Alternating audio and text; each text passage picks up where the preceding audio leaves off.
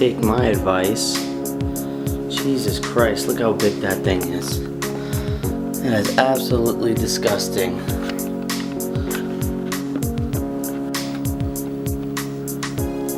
Oh my god, that's gross.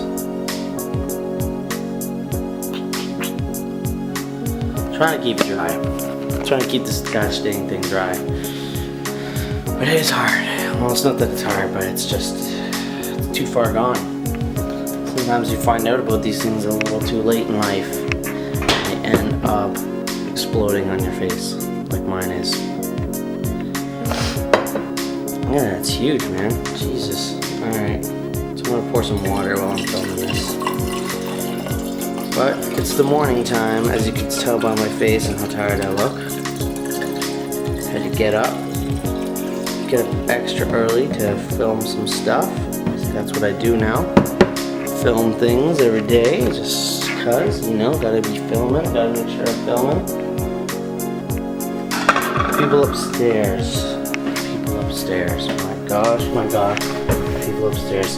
I think someone's babysitting the kid today, because the kid is home, and the car is still gone. It sucks. I hate it when people are still taking care of their kid at home. It's like the one little time where, you know, it's okay because the mom leaves and, you know, she takes responsibility for her child. Probably takes it to a daycare. I don't know what that girl does. She seems too lazy to me to have a really good job. But during the winter, she paid people to come and shovel her driveway. She could not be bothered to shovel it. Which I thought was a little ridiculous because it's not rocket science. It's not hard to shovel a driveway. You can do it. Just put your back into it, you know? So, but yeah, feeling a little on the tired side, a little quiet again here because I don't really know if this person's home or not, and that's kind of still making me self-conscious.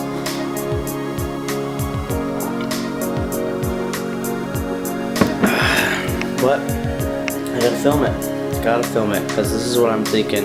Whenever I get the chance, I should film something, whether I have something to say or not. Usually I don't have something to say. Pretty much 100% of the time I have nothing to say. But I'll try and say stuff. I'll try to come up with stuff to talk about. Because it's entertaining. I think it is. To me it is, somewhat. I gotta shoot like this. So if I shoot like this, no one wants to see that. Yeah, so going to work today. Hopefully get it done quickly. It's a beautiful day and it's a Thursday. And people get paid today. So I feel like it will be a busy day.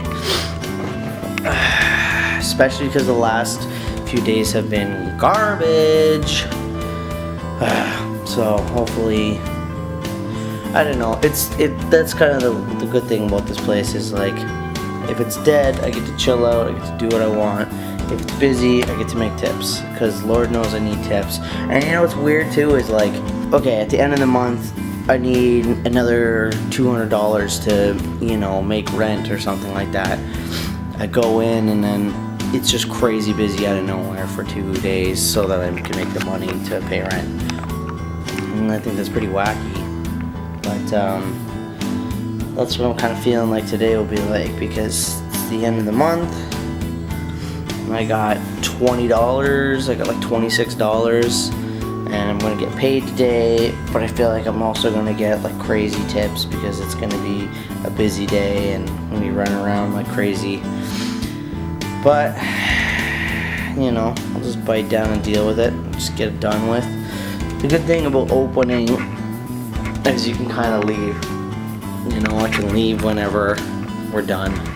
Whenever it slows down. I mean, that could be 9 o'clock at night, whatever, but for the most part, it's usually done around 8:30. And lately, I've been trying to peace out even earlier. I try to leave at like 7 or something sometimes, which is probably not the greatest thing, but like, I need to go sometimes. I'm just like, I can't deal with this. It's too much for me to deal with. You know, it's just, I'm reaching that point where you go to work and you're working there and you just feel like you're wasting time. You feel like you're really wasting your time. You're like, I shouldn't be here, I shouldn't be doing this, this is not what I was put on this earth to do. On this earth to do. That's not what I put on this earth to do. But I do it. You know, I used to work at this retail company. It was the only retail job I ever had. It was the only time I ever did retail. And I only did it because it was really close to my house. And I did it, and I worked in the back. And my boss was such a dingus. She didn't know. She was just like, it had to be done. Work just had to be done. It wasn't about morale. It wasn't about like encouragement, or like, it's not about managing people properly or anything like that. It was just like, get it done. You know what I mean? Like, that was what her job was, to make sure we got things done. And it was such bogus crap, you know? But it always disheartened me every day I worked there, because I just felt like this job really, really sucks, and I'm making like nothing doing it. You know what I mean? Like, that job, more than any other job, definitely made me feel like I'm wasting my life right now. This is such a waste of time. So, you know, and the craziest thing about retail is there's just so much stuff. Just so much stuff. It's not like, you know, when I think of a retail store, or any store, I think of like a restaurant. I think it's the same logic where, you know, you have a supply and you have a demand, and you're like, okay, so we sell chicken sandwiches and we need 5 boxes of chicken sandwiches to sell chicken sandwiches all summer or all week long, you know? But with retail, they just dump stuff into your store every day. Like, whether you sell it or not, they're dumping stuff into your store. Every day I would come to work, and I would open up the back doors, and a giant truck would back up and give me 15 boxes of sweaters. I'd be like, okay, that's a lot of sweaters, okay, fair enough. And then I'd be like, okay, and I'd go and I'd unwrap all the boxes, and I would put all the boxes away and put all the sweaters away, and be like, okay, cool, and like, now we have a bunch of sweaters, cool. And the next day I would come into work, and the same truck would back up and they'd give me 30 boxes of sweaters. I'm like, well, we still have the first 15. No? Okay, yeah, alright, fine, sure, yeah, okay. Take those, and the next day I come in, oh, 25 boxes of sweaters. Like, hey, like, we have a lot of sweaters, like, I get it. We will sell the sweaters, just like, stop sending us sweaters. We have enough sweaters, you know what I mean? So I started getting annoyed, because I was like, alright, here we go. Truck's coming up, and I just look at the truck every day, and I'd be like, who needs all this stuff? Why are you sending us so much stuff? We got enough stuff in here. I'm up to my waist in stuff. Do we need more stuff? Do you really need to send us more stuff today? Can you just wait like a week? Let us sell all this stuff and then give us more stuff? It's crazy. And then my boss would be tripping out, because she'd be like, look at all this stuff back here. We gotta put all this stuff out. What the hell? You know? And she just thought I was incompetent. I don't know. Maybe I am, but I just thought it was a lot of stuff to deal with for one guy. You know, it takes a lot to open up a box. You know, sometimes you open up a box and there's like 300 things in it. You know what I mean? Like, all the boxes were different, and then they'd send you random boxes. Like, they would send a box. Like, usually you get a box and it would be a box of sweaters, right? Or a box of pants, which are really annoying. But then sometimes they would just send you a box of just random stuff. Like, it would be like 30 socks, 1 sweater, 2 t-shirts, 2 dress shirts, you know, all this kind of stuff. So, yeah, you never knew, right? Sometimes it was just really tedious to put all that stuff away. Open the boxes and put it all away. Anyways, so I think serving is a little easier to deal with. You make more money, that's for sure.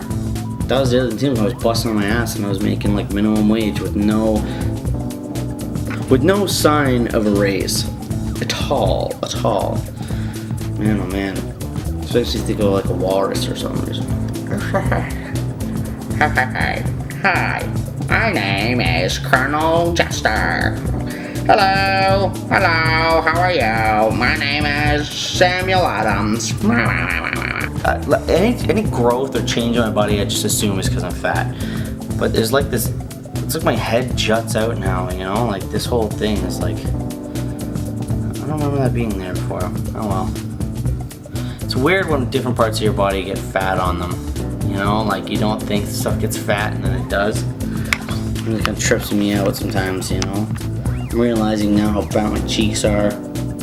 These videos themselves have showed me how fat I am because my chin, I never knew my jowls were as fat as they were. And I remember when I was younger, I would think about that a lot. I'd be like, well, I know I'm getting a bit of a belly, but at least my face doesn't look all fat. And I was like, I think when my face looks fat, I'll definitely need to do something about it.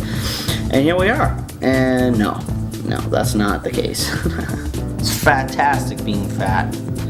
Ever since I got back from Toronto, I have been broke as hell. I can't afford nothing, dug it. So I've just been squeaking by. I basically go to work, I make some tips, and then I spend all those tips by the time I go back to work on gas and bills and Lord knows what else. This is my studio in here.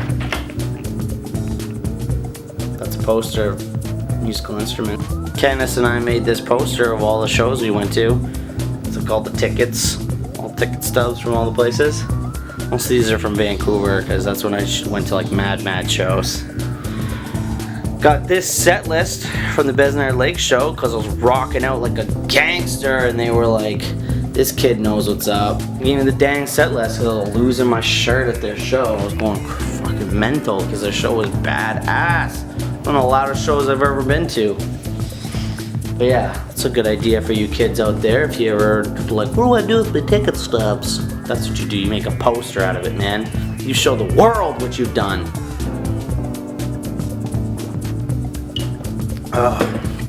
Yeah.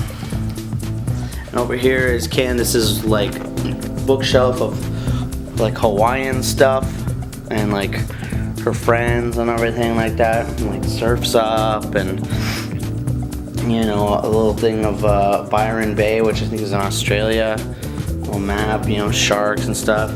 Forget where she got this shark. I think we found it somewhere and she's just like, I want it because it's gonna go on my little surf shelfie thing. So that's where the surf stuff goes. And then pineapples go everywhere.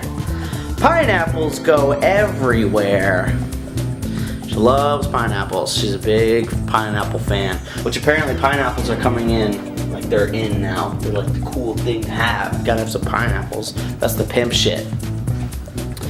But what do I know about anything? I don't. So I'm just gonna trust that she knows that. And I will agree with her. Pineapple. Pineapple. Pineapple. Pineapple, pineapple candle, pineapple candle too, pineapple, pineapple glasses. You know, I know there's more, but I just saw my bus go by and I think I'm gonna just go get it. It seems a little early to go to the bus right now, but I think I'm gonna do it because, I don't know, I'm running out of stuff to talk about anyways.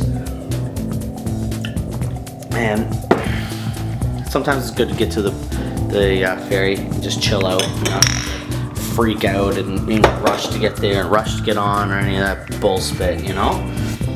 But trust me, there's a lot of pineapples in my house.